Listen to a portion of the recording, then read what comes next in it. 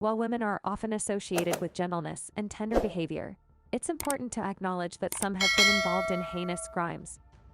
Our video today sheds light on 10 of the most dangerous women, including those who have committed unthinkable acts such as killing hundreds of babies and engaging in drug trafficking and kidnapping. Join us as we explore the unexpected and dark sides of these individuals. Number 10. Aileen Wuornos. Aileen Wuornos, commonly referred to as the Monster, gained infamy in the late 1980s as one of the most notorious American serial killers. She was born in 1956. Her tumultuous childhood began when her mother abandoned her at the age of 11, leaving her in the care of their grandparents, who also had their own children. Accounts from Wuornos' childhood friends reveal a grim picture, detailing her grandfather's physical abuse and her grandmother's struggle with alcoholism. Shockingly, by the tender age of 11, Wuornos had already entered a dark path, exchanging sexual favors for money, beer, and cigarettes. After being arrested on January 9, 1991, Aileen Wuornos shocked the world by confessing to the murders of 7 men, whom she primarily targeted as hitchhikers under the pretense of prostitution. Infamous for her lethal acts, Wuornos' troubled upbringing, marked by a traumatic childhood filled with abuse and abandonment, likely played a significant role in steering her toward a life of crime. In 2002, she confronted execution in Florida, joining the rare ranks of female offenders sentenced to the death penalty. Wuornos' case offers a poignant exploration of the complex interplay between personal history, societal influences, and the ominous journey into a criminal life. Number 9. Griselda Blanco. Griselda Blanco, known as the godmother of cocaine, gained infamy as a Colombian drug lord in the 1970s. Born into poverty, Blanco allegedly turned to a life of crime from an early age. Operating prominently in the cocaine-based drug trade in Miami, Florida, from the 1970s through the early 2000s, she earned a notorious reputation as one of the most dangerous women in history. Blanco played a crucial role in establishing drug trafficking routes between Colombia and the United States, saturating the streets with substantial amounts of cocaine. She became a central figure in the drug trade, smuggling over 3 tons of cocaine into the United States annually and accumulating an extraordinary monthly profit of around $80 million during that time. In 1984, Griselda Blanco was arrested in California on drug charges, leading to a 15-year imprisonment sentence in 1985. Subsequently, she was deported to Colombia, where she met her demise at the hands of a motorcyclist assassin. Number 8. Beverly Allitt. Beverly Allitt, famously dubbed the Angel of Death, left a haunting mark on British history as a nurse who perpetrated a series of gruesome crimes in the early 1990s. Beverly Allitt was born on October 4, 1968 in England, embarked on her nursing career in the 1980s. However, her seemingly compassionate profession took a sinister turn in the early 1990s at Grantham and Kesteven Hospital in Lincolnshire. Allitt's crimes unfolded between February and April 1991, where she targeted vulnerable children under her care. During this horrific period, Allitt administered lethal doses of insulin and other medications, leading to the deaths of 4 infants. She also attempted to murder 3 other children and caused grievous bodily harm to 6 additional victims. The motivations behind Allitt's shocking actions remain a subject of speculation, with some suggesting Munchausen syndrome by proxy, a psychological disorder where a caregiver harms or fabricates illness in those they care for, seeking attention. Beverly Allitt's reign of terror was brought to an end in 1991 when her disturbing pattern of actions raised suspicions among hospital staff. Subsequent investigations unveiled the extent of her crimes, leading to her arrest and subsequent trial in 1993. The court sentenced her to 13 life terms, ensuring she would never pose a threat to society again. Number 7. Velma Barfield. Velma Barfield, born in 1932, gained notoriety as a serial killer during the 1970s. With an unassuming appearance and a background in nursing, Barfield used her skills to administer arsenic, a deadly poison, to multiple victims, including her family members. Barfield's criminal activities came to light in the 1970s when her suspicious actions raised concerns among those around her. Investigations revealed a disturbing pattern of poisonings, and Barfield faced charges related to the deaths of multiple individuals.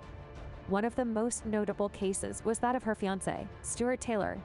After his sudden death, an autopsy revealed high levels of arsenic in his system.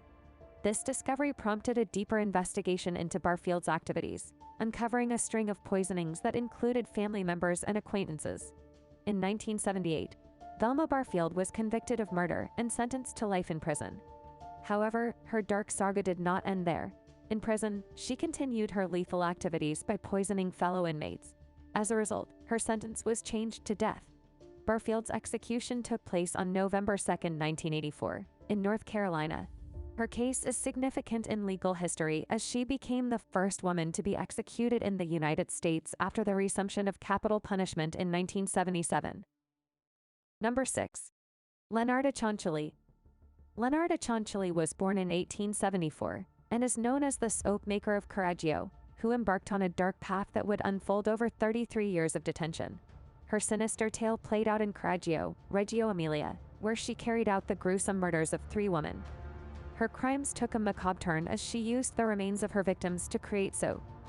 Motivated by a deep concern for her eldest son, who was on the verge of joining the Italian army for World War II, Cianciulli's actions were driven by an intense desire to protect him at all costs. This disturbing plan involved the sacrifice of human lives. The 3 unfortunate victims fell prey to Cianciulli's sinister plot. Following their murders, she took the chilling step of using their remains to craft soap. To add a surreal twist to her crimes, she distributed these gruesome creations among her unsuspecting neighbors. As her dark deeds came to light, Leonarda Cianciulli faced the consequences of her actions. Her story stands as a chilling testament to the extreme lengths a person can go to in the name of misguided love and a twisted sense of protection, spanning 33 years of detention. Number 5. Sandra Ávila Beltrán. Sandra Ávila Beltrán was born in Mexico in 1960 into a family entrenched in drug connections. She grew up in this environment, and later, she earned the moniker the Queen of the Pacific. However, her life took a dark turn as both her husbands, who were formerly police commanders turned drug traffickers, fell victim to hired assassins. The spotlight found Ávila Beltrán when she sought authorities' assistance in locating her kidnapped son, a situation involving a demanding $5 million ransom. This unexpected plea brought her under the scrutiny of law enforcement, surprising many as she had operated relatively unnoticed by the DEA until then.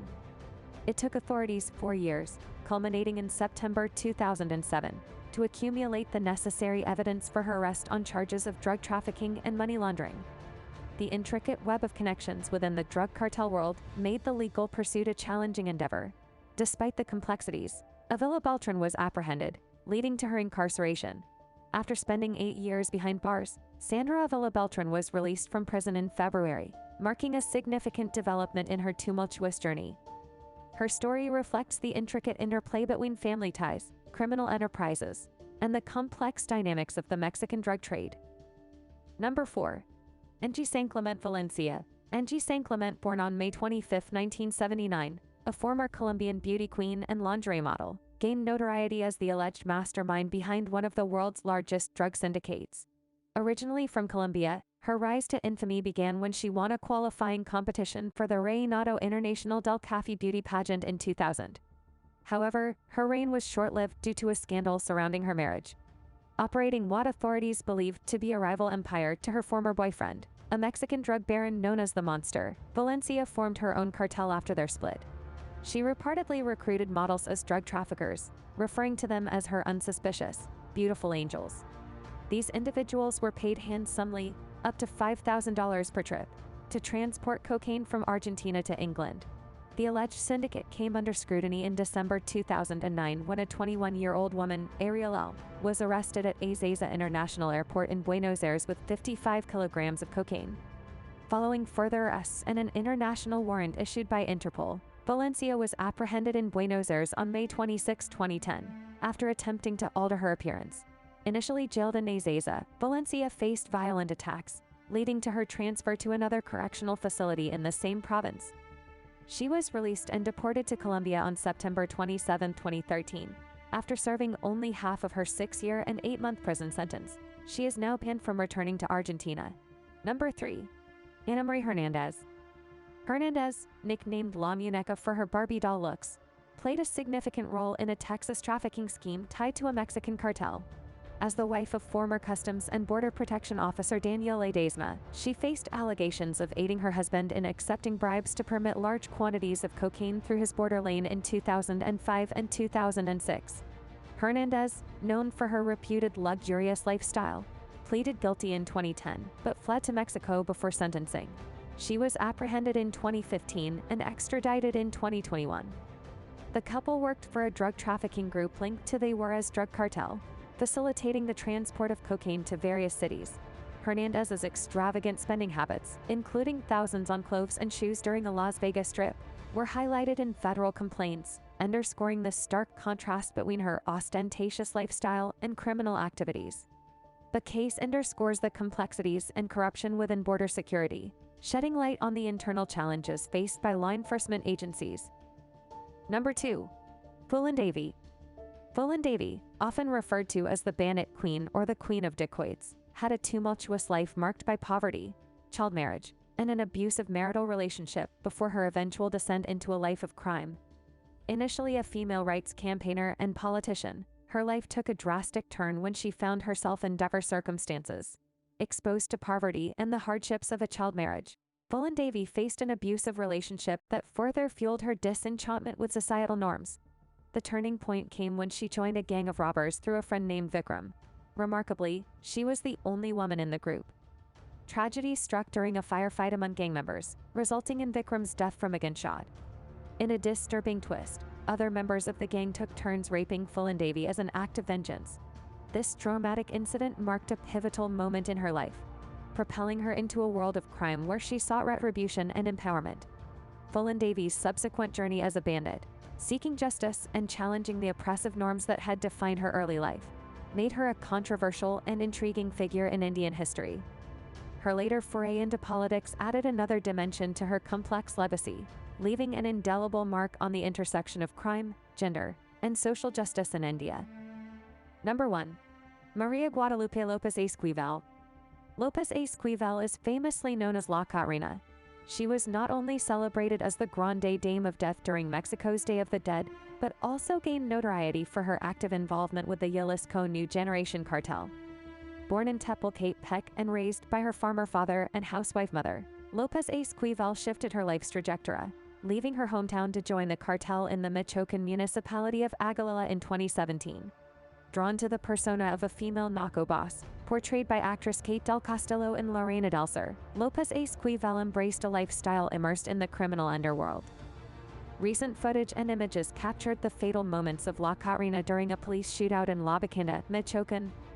This incident mirrored an earlier assault against the military, National Guard, and police, wherein 13 officers lost their lives in October. While authorities initially withheld the identity of the deceased woman, subsequent online videos and photos revealed López Esquivel on a stretcher, bearing a Catrina tattoo on her thigh. The skeletal female figure, symbolizing death, had become synonymous with her association with the Day of the Dead, encapsulating the grim reality of cartel violence in Mexico. In addition to her involvement in these violent incidents, shocking revelations emerged that implicated López Esquivel in the killing of 20 men. Disturbingly, she reportedly received a monthly salary for her role in orchestrating these heinous acts, involving both killings and torture. This revelation sheds light on the extent of her ruthless activities within the cartel, painting a darker picture of her involvement in organized crime